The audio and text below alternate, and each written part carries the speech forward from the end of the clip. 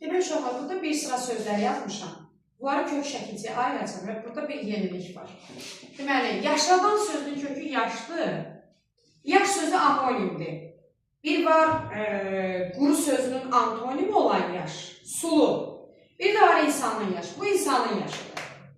Bu yaşdan yaşamaq olur. Yaşamaqdan yaşatmaqdır. Bu t-dır.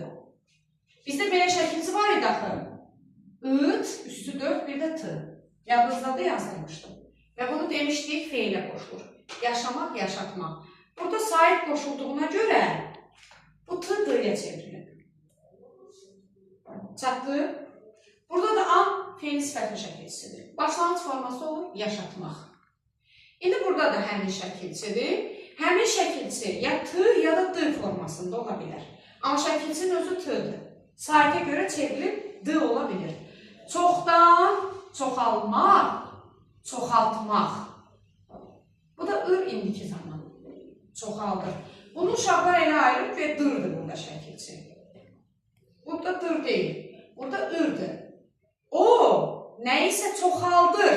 Nə edir?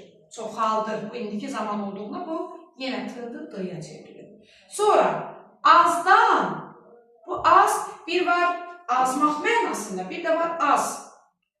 Xeyli sözün antonimi. Bu həmin azdır. Çünki burada azmaq olmaz. Azmaq это потерять дорогу. Bu o deyil. Bu az это mало.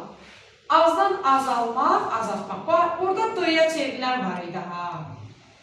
Burada t kimi qalır öz formasında.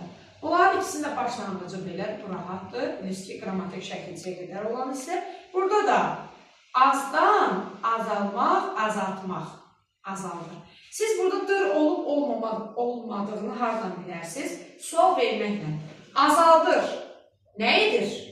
Deməli, bu indiki zamandır. Bu da t-dır, d-ya çevrilir. Bu da oldu başlanğıcı.